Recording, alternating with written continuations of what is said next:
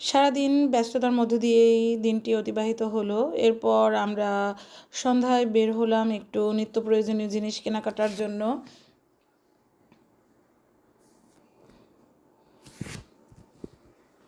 তো এখানে একটা কুপন দেখতে পাচ্ছেন, এটা আমাকে স্বপ্ন থেকে দেওয়া হয়েছিল। তো আমরা এখন স্বপ্নেই যাচ্ছি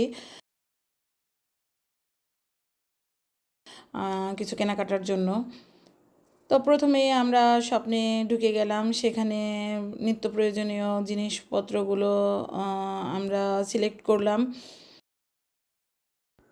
আর এখানে যারা সেবা প্রদান করে থাকেন তারা অত্যন্ত বিনয়ী।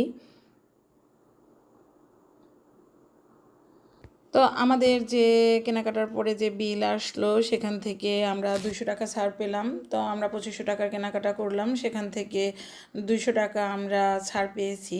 তো এখানে আমি যে জিনিসগুলো কিনেছিলাম সেগুলো আসলে বাসায় এনে সেটা মেমোর সাথে মিলিয়ে দেখছিলাম যে জিনিসগুলো ঠিকঠাক মতো এসেছে কি না। তো এখানে আমার ছেলের পছন্দের কিছু খাবার কিনেছিলাম। তো ও চিপস খেতে খুব পছন্দ করে, বিশেষ করে কুরকুরে চিপসটা, সেটা আসলে স্বপ্নেই পাওয়া যায় বেশিরভাগ সময়ই। তো সেখান থেকে আমি কয়েকটা কুরকুরে চিপসের প্যাকেট নিয়েছি।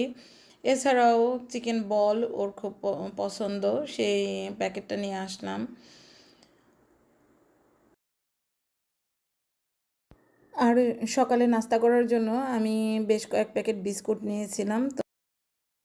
তো আমি মিষ্টি বিস্কুট খেতেই বেশি পছন্দ করি। তো এরপরে অন্যান্য সদস্যদের জন্য টোস্ট বিস্কুটও ছিল।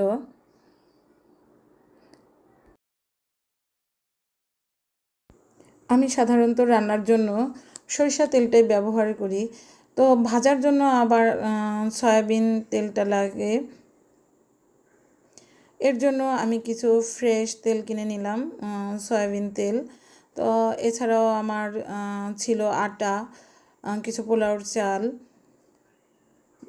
আমি আগেই বলেছি আমি মিষ্টি খেতে খুব পছন্দ করি, তাই আমি কিছু মিষ্টিও কিনেছি, সেই সঙ্গে দই।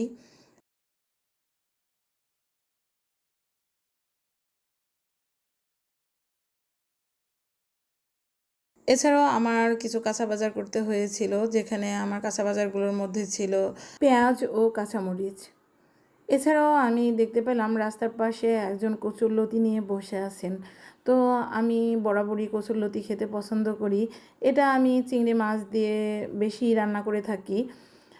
তো এত টাটকা কচুরলতি দেখে আমি লোভ সামলাতে পারলাম না, তাই কচুরলতিগুলো কিনে নিয়ে আসলাম, যেটা আমি চিংড়ি মাছ দিয়ে রান্না করব।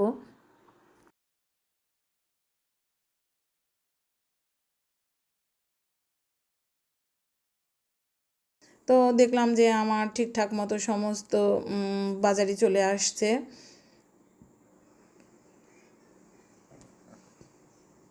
আর আমি আগেই বলেছি, স্বপ্নে যারা সেবা প্রদান করে থাকেন তারা প্রত্যেকেই বিনয়ী এবং ভদ্র, তাদের আন্তরিকতায় কোথাও কোনো কমতি নেই। এরপর আমি যখন বাড়ির দিকে রওনা হচ্ছিলাম তখন আমি মোনাব ভাইয়ের দোকান থেকে দুধ চা খেয়ে নিলাম।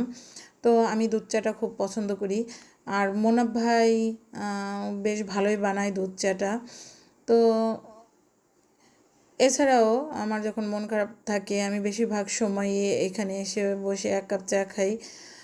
তার আন্তরিকতা আসলে আমাকে মুগ্ধ করে। তবে মোনাব ভাইয়ের পানের দোকান থেকে আমি একটা পানও খেলাম। এরপর ফিরে এলাম নিজ বাড়িতে। এভাবে আমার আজকের দিনটি অতিবাহিত হলো। আর আপনারা এতক্ষণ আমার সাথে থেকে ভিডিওটি দেখার জন্য অসংখ্য ধন্যবাদ। আবার দেখা হবে অন্য কোনো ভিডিওতে। ভালো থাকবেন।